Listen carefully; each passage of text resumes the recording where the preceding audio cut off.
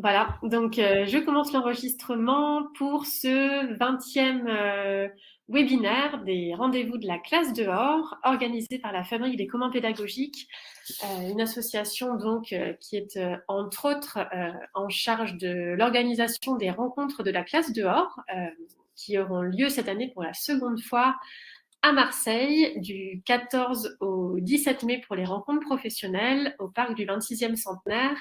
Et dans les différents messages que vous avez pu recevoir, je vous ai mis le lien vers la programmation provisoire. Donc, une programmation provisoire hyper riche et intéressante d'ores et déjà. Et on va voir tout à fait en lien avec la proposition de nos intervenants aujourd'hui.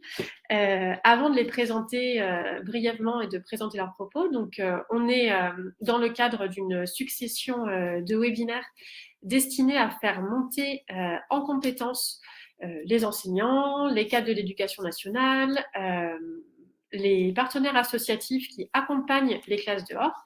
Et bonjour Florence, bonjour Caroline, bonjour Amandine. Et également, donc pour faire monter bien sûr la pratique de la classe dehors. Hein, donc comme toujours, on s'adresse et les intervenants, on en a bien discuté, plutôt à des gens qui sont très familiers de la pratique. Si vous avez des questions plutôt de l'ordre du début de démarche, vous pouvez les poser. On verra si on y répond tout de suite ou si je vous réponds par la suite quand c'est des choses auxquelles l'ensemble est déjà familier.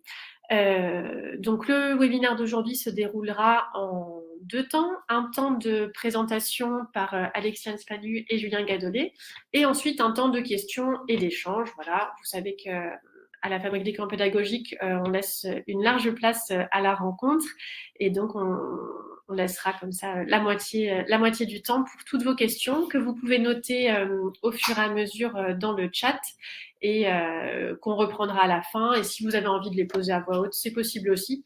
C'est juste pour la clarté du propos, comme on est à distance, on s'est mis d'accord sur une intervention, une présentation sans pause, sauf urgence, et ensuite un temps de questions.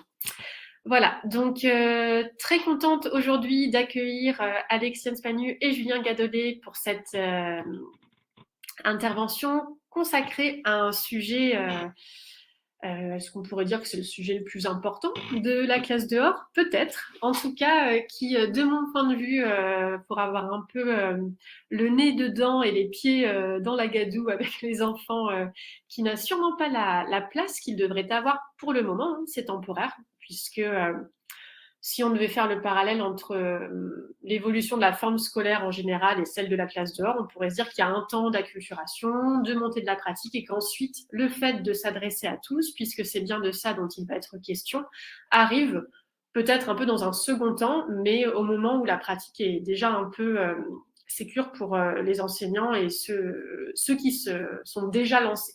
Donc, considérons avec une grande joie qu'on en est à ce temps-là. Donc, autant de la réflexion autour de l'inclusion. Un sujet, donc, je le disais, qui préoccupe beaucoup, et à raison, hein, bien sûr, les professionnels de l'éducation, du côté éducation nationale, mais aussi Alexiane, et ça pourra faire partie des questions dans le monde associatif en général. Ça peut aussi faire partie des questions qui traversent beaucoup les acteurs qui accompagnent les enfants avec les enseignants et hors temps scolaire. Cette question de l'inclusion, donc Julien en parlera, hein, elle est régie par de grands principes transversaux dans lesquels la classe dehors va pouvoir s'inscrire. J'aimerais attirer votre attention sur le fait que là, on est le 31 mars 2025. Je pense qu'on peut dire qu'elle fait partie des questions assez vives en éducation, puisque déjà, c'est un sujet d'intérêt et de préoccupation pour les collègues enseignants. Qui se posent de façon quotidienne et à laquelle ils ont toujours besoin de trouver de nouvelles réponses, de nouvelles façons de bien faire leur travail, de bien accomplir leur mission. Donc, c'est pour ça qu'on vous propose ça, pour pouvoir aussi le faire en classe dehors. Et puis aussi, on sait, et c'est bien d'en parler, je trouve, en introduction, que la thématique de l'inclusion, elle trouve justement pas forcément toujours de réponse simple. Et c'est pas grave. L'important ici, ça va pas être de tout résoudre, ça va être d'avancer ensemble. Et le fait déjà de se questionner, ça nous semblait très intéressant. Et il y a même, à vrai dire, donc en Suisse, par exemple, des reculs en termes d'inclusion, d'écoles inclusives dans certains cantons.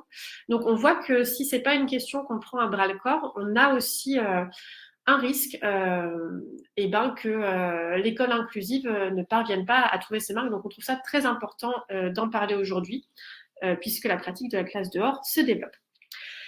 Donc, Alexiane, vous travaillez au Graines Poitou-Charentes, voilà, depuis un temps tout à fait honorable. Vous accompagnez les enfants dehors, bien sûr.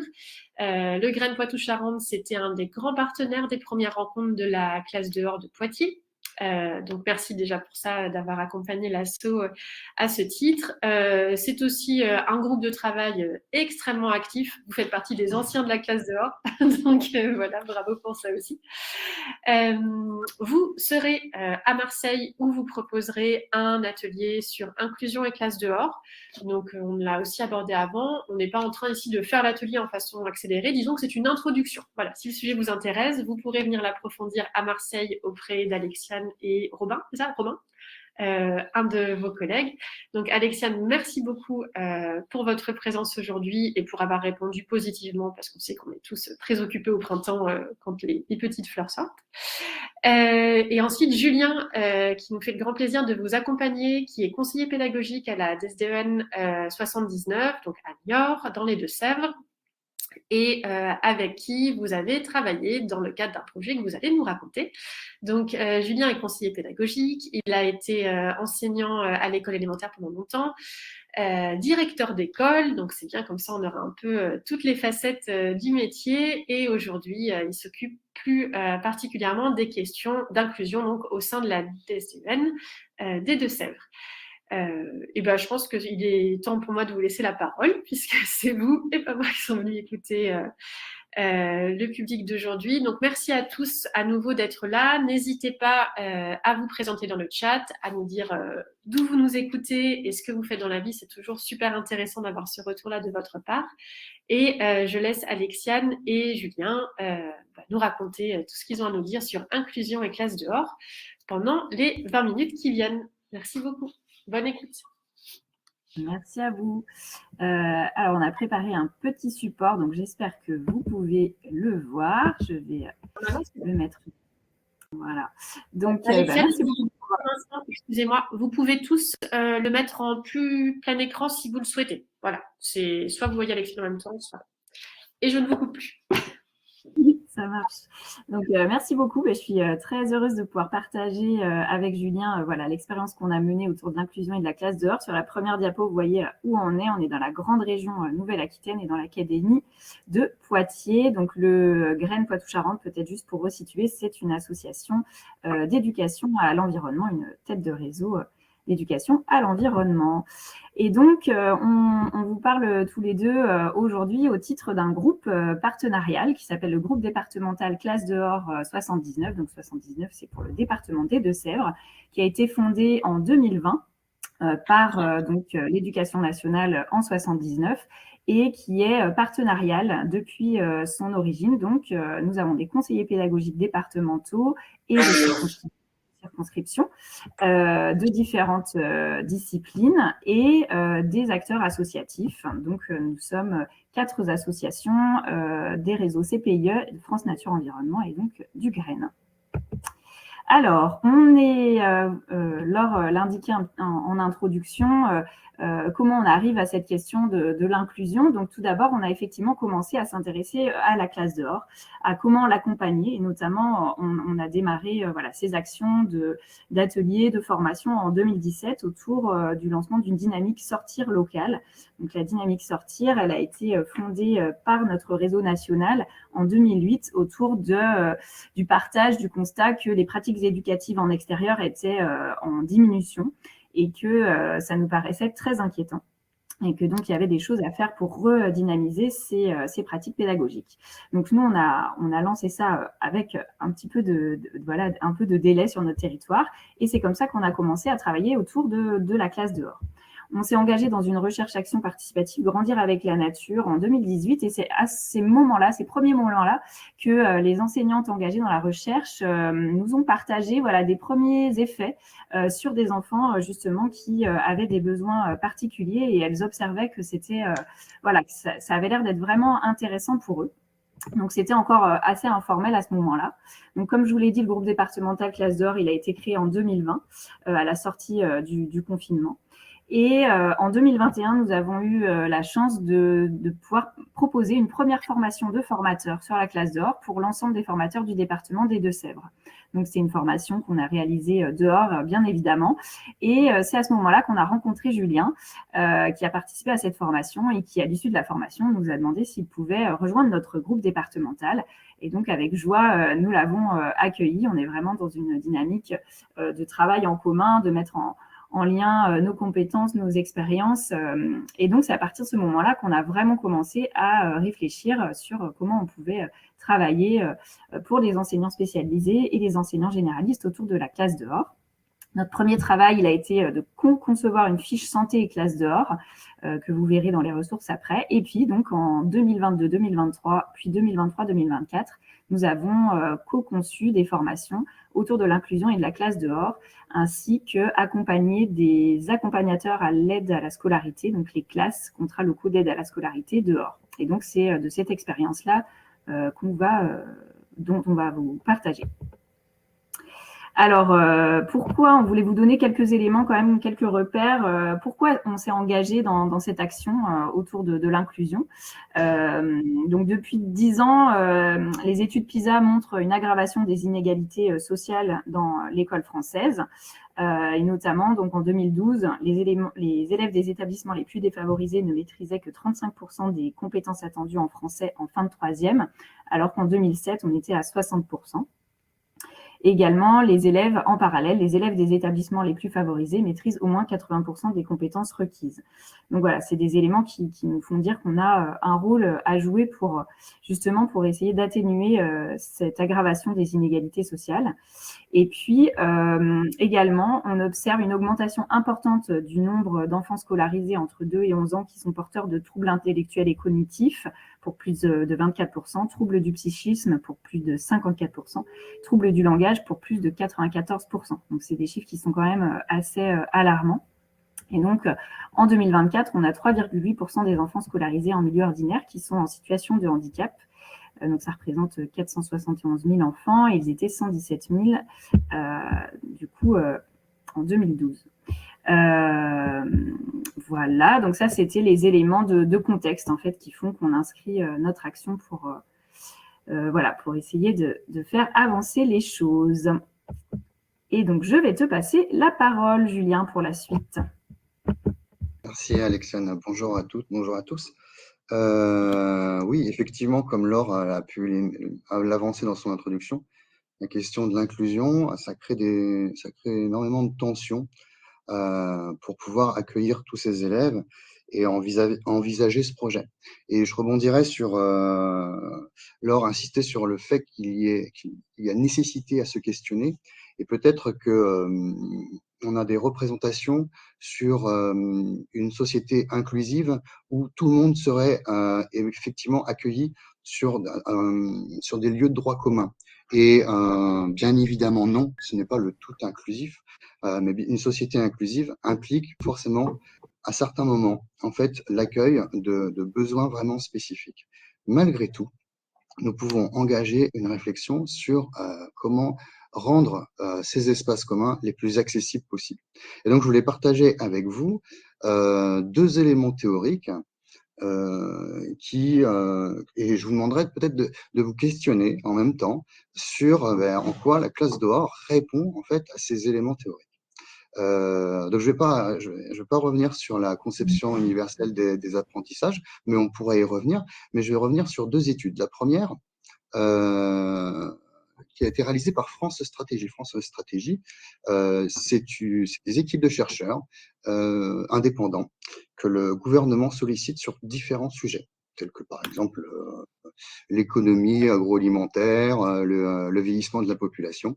Et il y a un service dans France Stratégie qui s'occupe de l'éducation. Et en 2014, on a questionné ces chercheurs sur les pratiques pédagogiques efficaces. Et donc, vous pouvez trouver ce rapport très facilement sur Internet, et ressort 3 pratiques pédagogiques efficaces. Et la première, c'est la question de la structuration des apprentissages. Comment, en fait, en amont, je peux structurer mes différentes séquences, mes différentes séances tout au long de l'année, comment je structure ma séance aussi sur mon temps, on va dire, de séance de 45 minutes, mais comment aussi je la structure ensuite. C'est-à-dire, enfin, à partir des éléments découverts lors de la séance, comment en fait je peux amener des outils, je peux amener des éléments qui permettent aux élèves de structurer justement leur savoir et les compétences aussi. Ça, c'est la première pratique.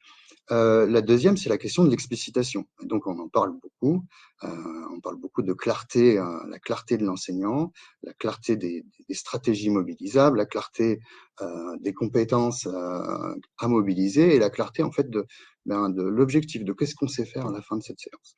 Et puis, la dernière, il y en a 3, donc c'est facile à se souvenir par rapport à ce rapport, c'est la coopération. Et ça, c'est merveilleux. La science nous dit qu'en fait, en coopérant, on apprend mieux. Ça, c'est une première recherche.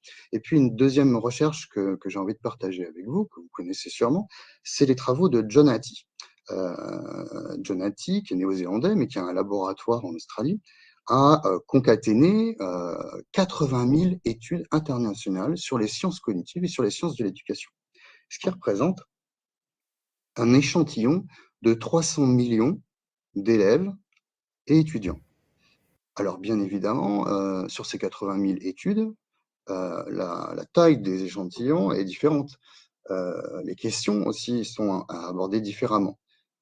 Donc, son laboratoire a usé de techniques mathématiques pour pouvoir avoir des corrélations entre ces différents résultats. Et donc, ce laboratoire distingue différents facteurs d'apprentissage. Un facteur d'apprentissage égal à 0, c'est un facteur, c'est un levier qui ne produit aucun effet sur les élèves. Quelque chose qui serait négatif, par exemple, le maintien, il est à moins 0,07. Au niveau international, il est prouvé que le maintien, en fait, a des effets négatifs sur l'apprentissage des élèves. Et puis, bien évidemment, en fait, il en a détaillé 150. Donc, ensuite, je vais partager avec vous les 3 premiers. Et je reprends mes chiffres. Eh bien, le troisième, on revient sur la question de l'explicitation. C'est la clarté. Donc, ce deuxième-là, il l'évalue entre 0,75 et 1,09. Donc, c'est un coefficient de comment ces facteurs agissent sur l'apprentissage des élèves.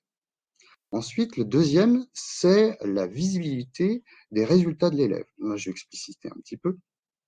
C'est la conscience de l'élève sur ses propres compétences et la connaissance de la tâche qu'il va accomplir. Et en unifiant ces 2 éléments, eh bien, on favorise les apprentissages. Et le premier, et donc là, je vais rebondir sur notre groupe départemental classe dehors, c'est le sentiment collectif de compétence des professionnels qui encadrent les jeunes. Donc comment, et là on est à 1,57, comment développer ce sentiment de compétence collective? Et donc je répète un petit peu le fil conducteur, c'est en quoi la classe dehors va permettre d'alimenter ce sentiment de compétence? Alors, je vais parler du sentiment de compétence collective et aussi du sentiment de compétence, le sentiment d'auto-efficacité. Et Alexiane, je veux bien que donc, il est assez connu, Monsieur Bandura, qui a travaillé sur ce sentiment de compétence dans les années 70-80. Et il a identifié à travers ses recherches 4 leviers pour pouvoir porter et élever ce sentiment de compétence. D'abord, s'appuyer sur une condition ou un bien-être, même je vais aller jusqu'à bien-être physiologique et psychologique. Ensuite, il parle alors je ne sais pas si on voit très bien sur le schéma, mais en rouge, il parle d'apprentissage social, ou pour dire des mots compliqués, on parle de vicariance, c'est-à-dire comment je suis en tant qu'élève dans l'observation d'un autre élève qui réussit à faire telle tâche, et en fait comment moi, je peux avoir le sentiment de compétence de pouvoir réaliser cette même tâche. Ensuite, c'est l'expérience. Comment on a pu expérimenter, alors là je pense aussi aux enseignants, comment on a pu expérimenter une adaptation, une séance qui a été particulièrement positive et qui a fonctionné avec tous les élèves. Et donc je vais asseoir encore ce sentiment de compétence. Et enfin, la dernière, c'est le retour. Alors, le retour, d'un point de vue des professionnels, quel est le retour de l'institution par rapport aux gestes et pratiques pédagogiques qu'on met en œuvre, et par rapport aux élèves, comment en fait on peut avoir un retour des enseignants ou des personnes référentes qui encadrent les élèves. Et et après j'arrête avec mes citations théoriques, mais je vais citer quand même Pascal Pensu, qui a travaillé sur le jugement des enseignants sur leurs élèves et qui souligne, alors une première chose, c'est que le meilleur feedback à l'intention des élèves, c'est le sourire, c'est prouvé par la science. Et pour revenir ensuite sur des feedbacks plus constructifs, on est sur les compétences, les stratégies que les élèves ont mobilisées. Ben, bravo, en fait, tu as d'abord essayé de poser tous ces bâtons au pied de cette bûche pour pouvoir mieux les comparer. Un exemple. Alexandre, je crois que je veux bien. Je crois que oui. Et donc, Greta Pelgrim, qui est chercheuse suisse, qui s'est questionnée sur l'école inclusive, sur l'éducation inclusive plus largement, et qui rejoint les travaux aussi de Serge Thomaset. Et le principal levier, en fait, pour porter l'inclusion, et donc je viendrai parler d'horizon, en fait. C'est-à-dire que se questionner, c'est toujours avancer vers quelque chose où on va faire évoluer en fait notre système pour pouvoir mieux accueillir les élèves. Et le principal levier, elle revient sur la coopération des élèves, mais surtout sur l'interconnaissance entre les élèves et l'interconnaissance entre les professionnels. Et donc là, sur la diapo, j'ai mis quelques éléments. Connaître et reconnaître les fonctions de chacun. Comment on peut être amené à se rencontrer, à partager en fait nos missions. Comment on peut partager cette expertise. Comment on peut utiliser des temps et des outils institutionnels. Et je reviens au sentiment de compétence. C'est comment en fait ces temps institutionnels sont bien reconnus par l'institution ou par les partenaires. Et donc, je reviens à développer ce sentiment de compétence collectif. Je donnerai un exemple dans une école où le collègue qui est coordonnateur du dispositif Ulysse dans une école élémentaire a pu engager un autre collègue qui exerce en CP-CE1 à pratiquer la classe dehors. Eh bien, l'enseignante généraliste du CPSE1 avec quelques difficultés et quelques craintes à pouvoir inclure d'autres élèves, des élèves qui sont reconnus en situation de handicap. Avec tout ce qu'on peut imaginer sur la représentation en fait, du handicap et la représentation de mes compétences d'enseignant pour pouvoir faire progresser cet élève. Est-ce que j'ai une légitimité à pouvoir le faire progresser? Donc, du coup, je peux avoir quelques craintes à ne pas pouvoir l'accompagner suffisamment. Eh bien, en allant en classe dehors, elle a pu observer cet élève qui a pu montrer énormément d'aptitude dans ce cadre-là. Et donc, c'est pour ça que j'ai mis avoir un autre regard. C'est pas avoir un autre regard, c'est que cette situation a permis d'avoir un autre regard sur les capacités de cet élève et donc de pouvoir mieux accueillir. Et cet exemple-là, je l'ai entendu plusieurs fois, que ce soit en école maternelle, en école primaire et au collège également. Voilà, c'est les quelques points théoriques que je voulais partager avec vous. Alexiane, tu voulais, on a posé aussi de manière rapide, en fait, tous les bénéfices de la nature. Et je continue, Alexiane, du coup, c'est ça? Vas-y, oui. Je reprends la main après.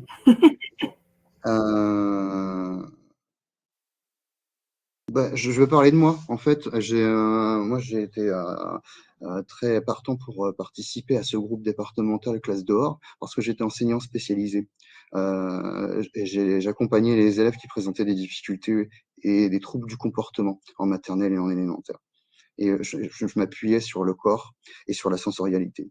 Et donc, ça avait des effets, bien évidemment, bénéfiques pour pouvoir restaurer, en fait, le lien avec les autres, avec les adultes et avec l'environnement. Et donc, cet espace, cet espace stimulant offre la possibilité de se montrer autrement et surtout de se montrer. Et donc d'être créatif, de pouvoir aller vers les autres, de coopérer, de communiquer, de développer l'autonomie, de pouvoir mieux réguler ses émotions et de pouvoir être d'être plus en lien avec ce qui se passe autour de lui. Je te laisse finir, Alexiane, la suite. Ouais, ça marche.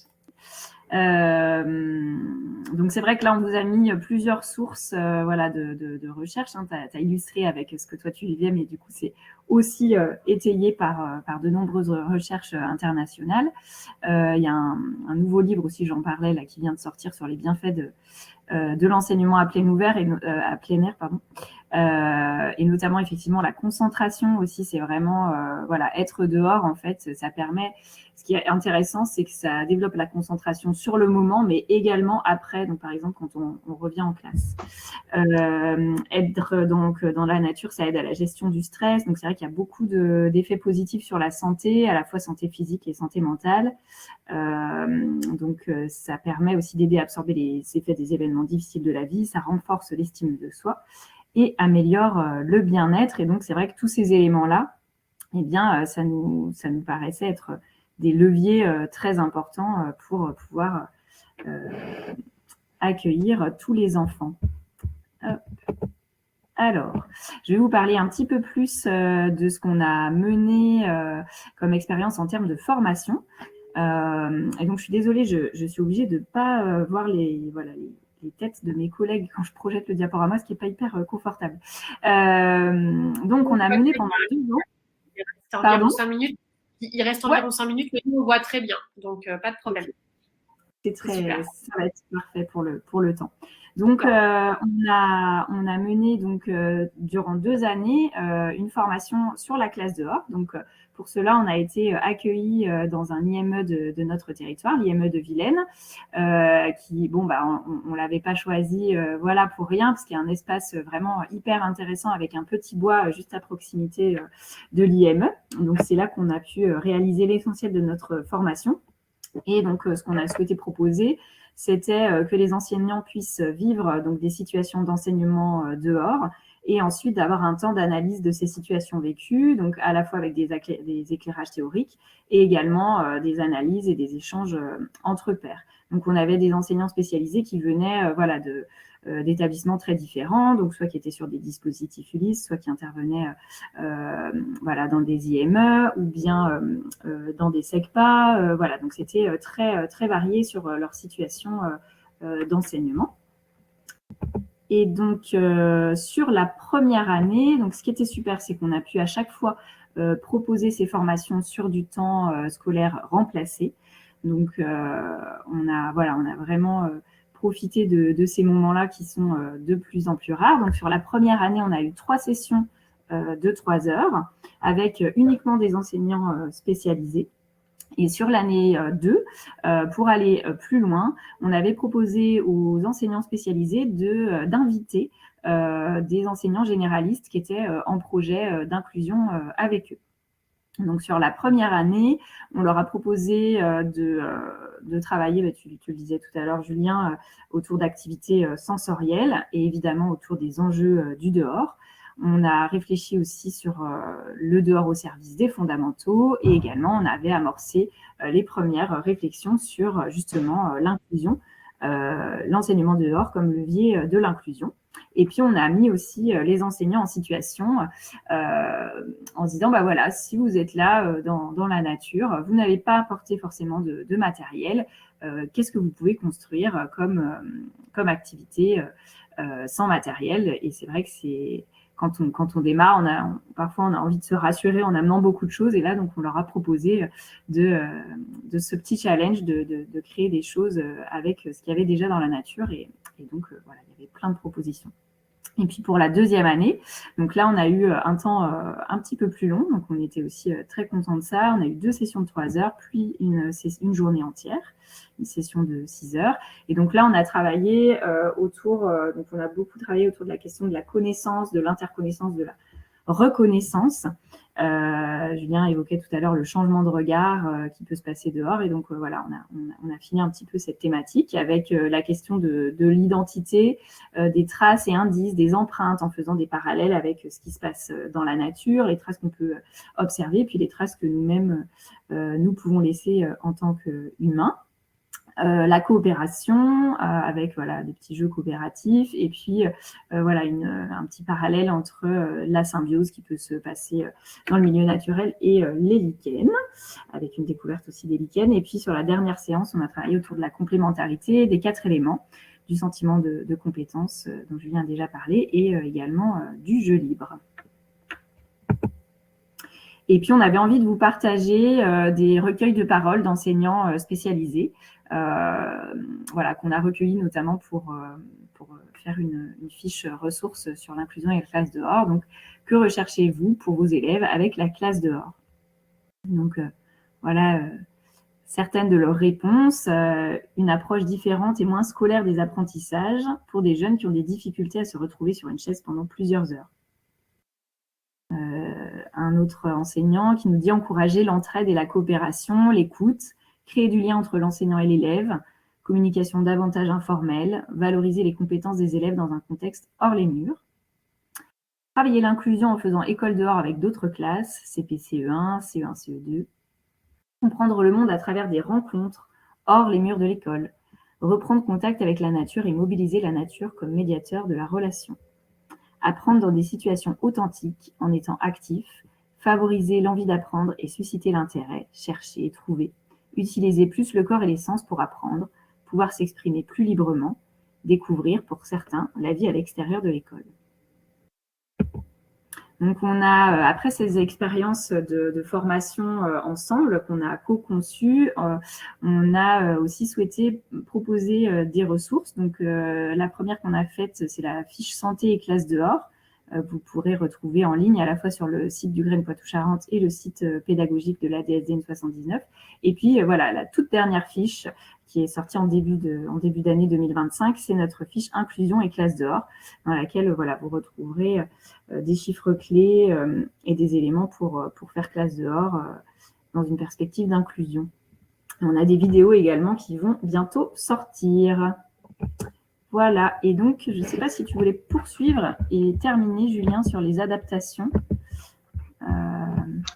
Peut-être que, il faut laisser du temps aussi pour des questions, et puis il y a des personnes qui doivent déjeuner, donc peut-être que s'il y a des questions, on pourra peut-être y revenir via ces questions.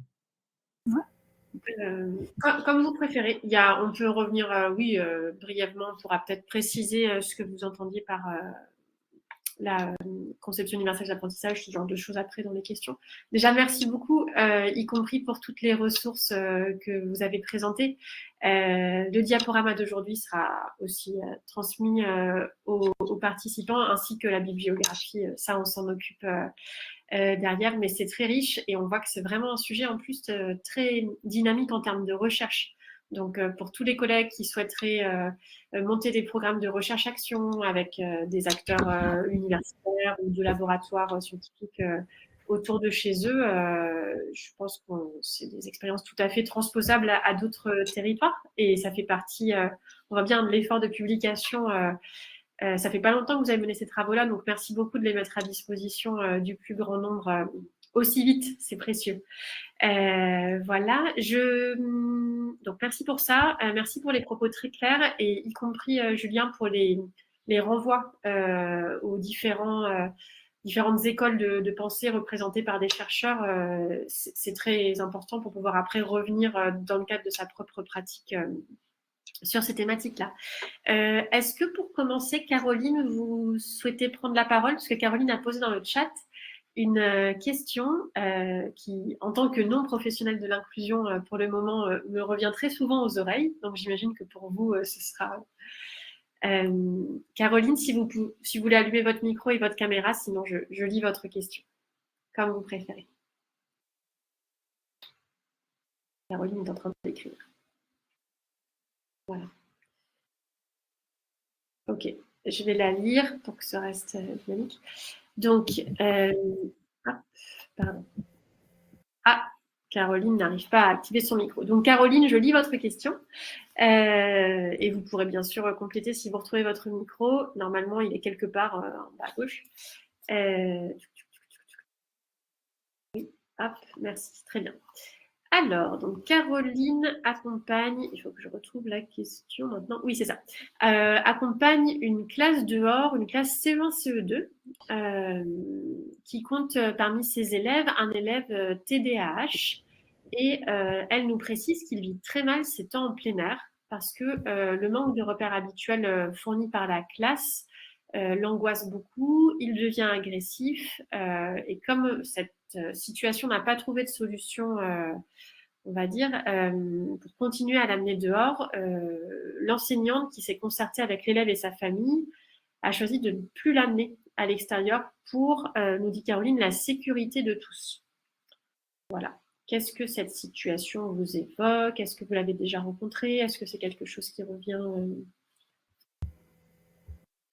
Je me permets, Alexiane? Vas-y, bien sûr. C'était un peu j'évoquais un petit peu dans mes propos introductifs cette question de l'inclusion. J'ai sur cette dernière slide que nous montre Alexiane, nous avons fait quelques propositions d'adaptation. Il est important de pouvoir essayer d'emmener tous les élèves en classe dehors et de se laisser le temps de 4 ou 5 sessions en classe dehors pour pouvoir observer ces élèves et de ne pas anticiper en fait des adaptations qui pourraient compenser en fait une difficulté ou un handicap qui ne vont pas forcément apparaître et qui au contraire vont atténuer en fait ces empêchements-là. Malgré tout, si l'agressivité, c'est clairement qu'il est en insécurité, il a besoin absolument de se défendre de cette situation. Donc ce n'est pas bon pour lui. Par contre, on peut peut-être envisager des adaptations pour essayer qu'il puisse profiter en fait de cet espace dehors. Je vais leur parler de structuration. C'est comment en fait filmer l'espace où on va aller, identifier dans ces espaces des endroits où on peut faire des choses. C'est-à-dire, ça, c'est l'endroit où on peut faire semblant de faire la bagarre, on peut faire semblant de faire une histoire avec un dragon. Là, ici, c'est plutôt, en fait, on essaye de fabriquer des choses dans cet espace-là avec des objets naturels.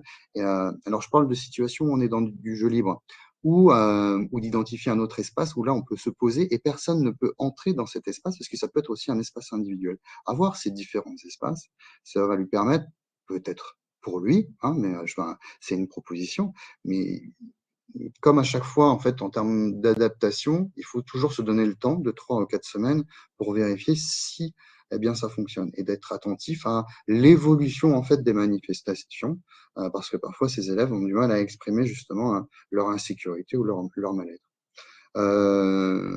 Là, j'ai encore une autre proposition, c'est d'alterner des phases où ils sont sollicités ou des phases où ils peuvent être en individuel ou en petit groupe. Il peut être anticipé, donc je parlais de vidéos en filmant les lieux, de prendre des photos, de revenir ensuite sur ces temps qui ont été vécus. Il est possible également. Alors, la classe dehors, on envisage beaucoup du jeu libre. C'est pour ça que j'ai parlé de différents espaces, mais parfois, certains élèves ont vraiment besoin, et je pense beaucoup aux élèves TSA, qui présentent des troubles du spectre de l'autisme, ils vont avoir besoin d'une structure assez serrée pour pouvoir envisager d'investir en fait des micro-espaces et l'accompagnement d'un adulte avec une approche structuraliste, tel Picto, où on peut voir les différents enchaînements en fait des différentes activités qu'il va pouvoir faire. Il est possible de le stimuler dans un espace extérieur. Voilà ce que je peux dire. Adèle intervient, Adèle qui est avec nous intervient en ce titre. Elle disait que elle avait le même problème et qu'il fallait toujours aller au même endroit, en tout cas dans un premier temps, hein, de ce que vous dites, et qu'elle leur donnait un emploi du temps précis avec des photos avant de sortir pour leur expliquer où ils allaient être. Voilà, et elle parlait d'un temps préalable spécifique à cet élève-là pour lui permettre de, ce que vous définissiez par jeu libre, hein, qu'on a déjà abordé dans ces webinaires, donc le laisser courir, crier un petit peu et pas le mettre en activité immédiatement. Est-ce que c'est des choses dans lesquelles vous vous retrouvez également, ce type de Oui. Elle parlait même de lui faire porter un panier parce qu'il lui fallait un rôle, de faire un gâteau ensemble. Voilà. Ça, en plus, c'est sympa de manger le gâteau ensemble après. Oui. Et puis, qui est-ce qui accompagne? Est-ce que c'est l'élève qui porte le gâteau ou c'est le gâteau qui accompagne l'élève? Avoir cette tâche-là, c'est ça. L'inclusion, ça rend très vite philosophe, effectivement. On a toujours des réflexions de ce type. Marie, qui est PE en CP, apporte un message par rapport à ce genre de situation qui, en tout cas, se répète ou revient souvent comme ça dans les discussions. Elle dit que c'était le cas au début, mais que finalement, l'élève qui était dans ce cas-là, dans sa classe, en redemande aujourd'hui. Donc, on a vraiment ce que vous disiez, hein, en laissant le temps, une inversion de la posture de l'élève par rapport à l'activité proposée qui se produit, quoi. Donc, effectivement, on sait que c'est difficile de trouver du temps pour les collègues, parfois, pour plein de raisons. Mais ce serait peut-être cette réflexion sur l'inclusion en classe dehors, donner encore plus de temps au temps, ce que favorise déjà l'enseignement en plein air. Geneviève nous parle du froid pour un de ses élèves autistes. J'imagine en termes de sensorialité peut-être, vous l'évoquiez Julien dans vos recherches préalables à celles sur le dehors plus spécifiquement, cette question du sens différemment investi selon les troubles dont souffrent les élèves. Alors le trouble du spectre de l'autisme, il y a spectre, c'est ça épouse une large sensibilité, une différence de sensibilité qui est assez importante. Donc, j'ai envie de dire, si cet élève est sensible au froid, on pourrait plus le couvrir, mais il y a des élèves qui sont sensibles justement à ce qu'ils portent sur eux. Donc, il serait difficile d'avoir une réponse générale à ce questionnement. Ce qui est important, c'est que à travers les différentes expériences, on peut témoigner que la classe dehors est un véritable levier inclusif. Il serait dommage que la classe dehors mette en difficulté la scolarisation d'un élève. Et donc certains élèves il n'est pas bénéfique de travailler à l'extérieur pour le moment avec certains élèves. C'est important de le dire, mais d'envisager par contre différentes possibilités parce qu'on connaît la richesse et les vertus de ces pratiques. Oui, bien sûr. Peut-être juste un petit parallèle, pardon, la question du froid, elle se pose d'une manière générale. C'est vrai que c'est des questionnements qu'on a eu aussi pour des enseignants généralistes. Et en fait, effectivement, un enfant, s'il a vraiment trop froid, il va être focalisé sur le froid, tout comme nous. Voilà. Et donc, c'est vrai que à ce moment-là, on est plutôt à se dire, on va pas pousser les choses. Si à un moment on n'est pas bien, on va adapter, on va rentrer plus tôt, on va réfléchir. Enfin voilà, c'est quand même l'idée de, comme tu le disais, j'ai remis la diapo là tout à l'heure, Julien. Il faut qu'on soit dans un confort physiologique pour pouvoir être en capacité de vivre bien le moment et d'apprendre. Donc effectivement, on adapte en fait. Je pense que c'est un des mots, un des maîtres mots aussi de la pratique. Tout à fait. Pardon. Oui, enfin là, c'est vraiment technique et pratico-pratique. Le froid, il vient souvent par les pieds, donc on le conseille aussi à tous les enseignants. Enfin, c'est du journal et plusieurs couches sous les chaussettes et des chaussures vraiment imperméables. C'est ce qui permet, une isolation maximum, quoi. C'est l'endroit où il faut isoler.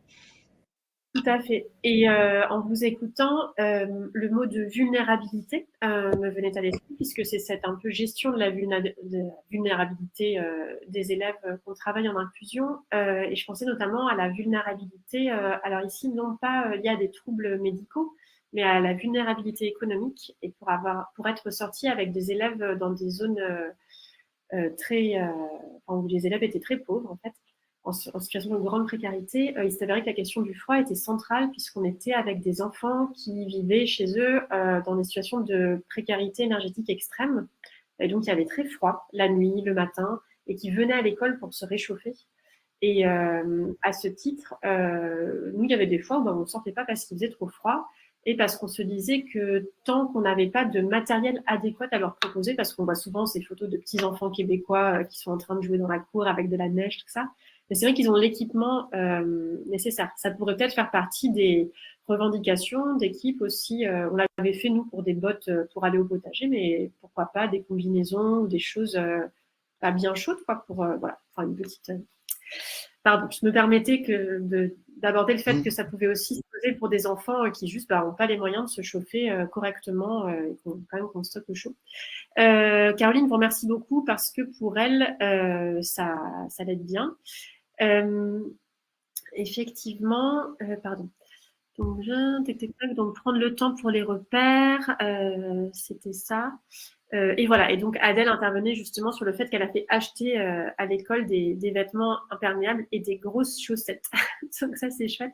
Et Caroline pose la question de l'investissement de la coéducation, de l'investissement des familles, en fait, dans cette question particulière de la classe dehors, où on voit que, hormis la thématique de l'inclusion, la place des familles bouge.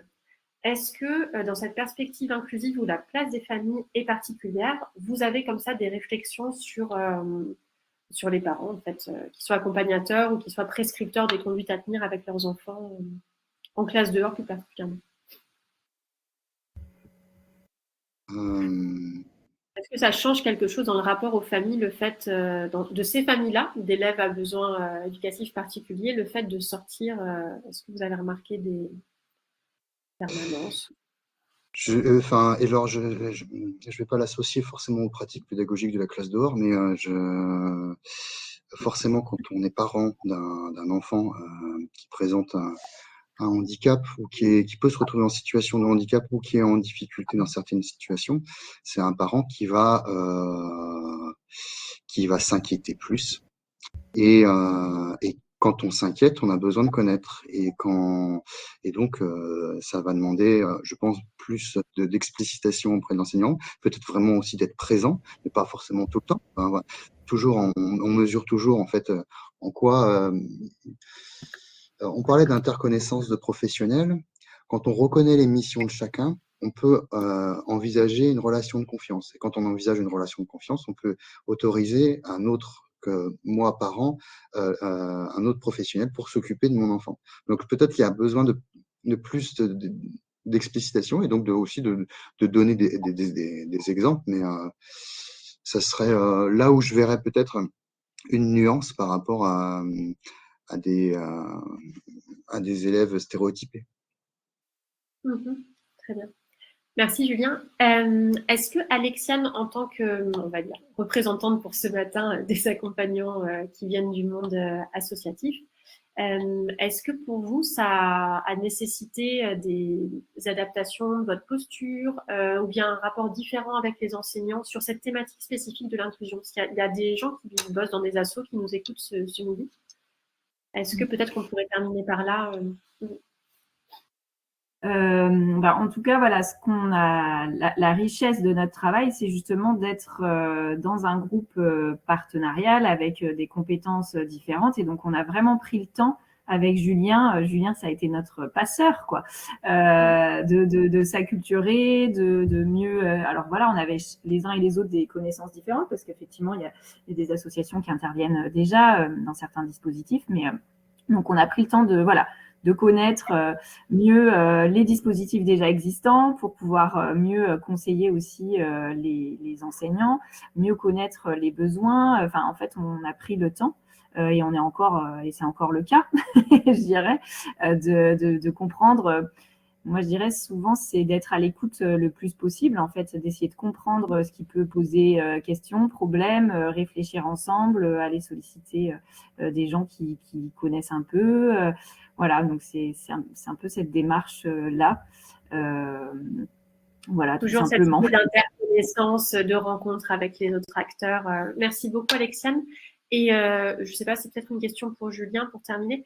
Anouchka nous demande des pistes de réflexion autour de la structuration des savoirs après la classe dehors pour ces enfants-là. Est-ce que vous avez aussi des conseils? Et Alexiane, bien sûr, peut intervenir également. Mais... Oui, on peut le faire à deux voix. Les supports, tout dépend de l'âge des enfants, des jeunes. Et j'ai envie de me reprendre des pratiques qu'on utilise quand on a fait une séance de motricité ou quand on a fait une visite de quelque chose, une visite de la ferme par exemple. C'est comment en fait on prend des photos, comment on peut parler sur ces photos, comment on peut leur proposer de dessiner un moment. Comment on peut y associer en fait certes des éléments de langage, mais ensuite de l'écrit pour les plus grands après la maternelle. Comment on peut faire des va-et-vient sur. Je parlais d'une expérience. Alors par exemple en maternelle, c'est sur les gestes graphomoteurs. Comment en fait on peut prendre en photo certaines actions qui ont été réalisées dans la forêt et comment ensuite on y revient et comment on les met en résonance par rapport à des activités dans la classe avec de l'argile, avec de la terre, avec des choses comme ça. Et comment ensuite on prend une photo et on fait une association à quelque chose de plus symbolisé qui vont être les lettres. Ensuite, sur la lecture, par exemple, sur la lecture fluence avec des plus grands sur des cycles 3, comment on peut créer en fait des outils pour pouvoir faire conscientiser aux élèves les stratégies qui sont mobilisées au sein de la classe, comment on peut les réutiliser et se fixer des objectifs prioritaires quand on va être en production de lecture dans ce temps de classe dehors, et puis ensuite comment on va pouvoir y revenir, quels sont les outils qui vont accompagner tout ce cheminement, mais c'est aussi les outils qu'on va utiliser dans la classe, mais dans sa charrette, est-ce qu'on peut amener justement des outils qui ont été faits en amont ou des souvenirs, en tout cas, de ce qui a été réalisé déjà.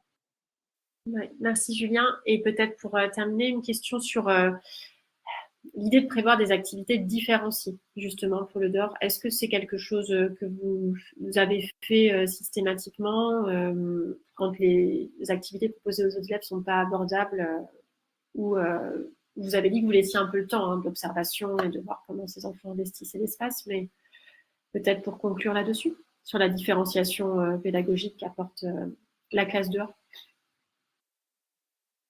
Bien, moi, je reviens un petit peu à mes propos de début sur la question de l'accessibilité. En fait, déjà, cet espace offre l'opportunité à ces élèves de enfin pouvoir montrer des capacités qu'ils ne s'autorisent pas parfois à montrer. Alors, je pense en particulier pour les plus grands, qui ont l'expérience de la difficulté et du regard des pères et des adultes qui leur ont bien dit qu'ils étaient en difficulté. Donc, enfin, un espace pour pouvoir montrer son potentiel et je pense que c'est déjà le plus grand levier de différenciation. Maintenant, la différenciation, oui, mais elle se crée dans l'observation. Et effectivement, si on perçoit par exemple qu'un élève a plus de mal à symboliser, à rentrer dans un jeu symbolique où ils inventent une histoire et la problématique du langage réapparaît encore. C'est comment on peut soutenir en amont, en fait, c'est ces prises de parole. Moi, je rejoins, enfin, les propos, c'est pas moi qui dis ça, hein, c'est Sylvie Seb et Roland Guabou sur la question de la différenciation. C'est comment on différencie en amont, à partir des observations qu'on a pu avoir, pour pouvoir faire en sorte que tous les élèves puissent y arriver en même temps. Oui. Merci beaucoup, Julien. Je pense que c'est une très belle conclusion. Si Alexiane, ça vous va également. Et je vois qu'il est 13h02. Merci beaucoup vraiment d'avoir porté ce sujet-là, qui n'est pas le plus abordé, mais on a dit que c'était le début vraiment de l'ouverture de ce sujet au plus grand nombre. Il y aura grâce à vous une trace qui sera disponible sur la chaîne YouTube de la Fabrique des communs pédagogiques, toutes les traces de vos recherches qui sont d'ores et déjà disponibles et qui vont, vous l'avez dit, être augmentées dans les semaines et les mois à venir sur le site du Graine Poitou-Charentes, qui reste une ressource majeure de la pratique de la classe dehors. Et merci beaucoup, Julien, pour cette vision de spécialiste de l'inclusion qui est qu'on ait des élèves à besoins éducatifs particuliers ou pas, toujours extrêmement éclairante. Voilà. Merci à vous deux pour votre présence. Merci à tous d'avoir pris du temps sur votre pause déjeuner. On sait que c'est dur. Ça valait le coup. Voilà. Et puis, je vous dis à très bientôt. Et donc, j'écrirai avec les ressources un petit message. Elles seront disponibles sur le wiki classe-dehors.org. Et est-ce qu'on peut laisser vos contacts, Alexiane et Julien, en cas de gros questionnements professionnels, peut-être pour rediriger les collègues vers une étude ou un professionnel au sein de leur hiérarchie? Super. Merci beaucoup et à bientôt. Merci à vous. Bonne continuation. Merci. Bonne journée.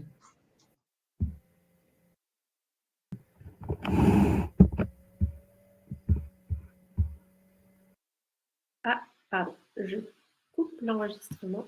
Hop.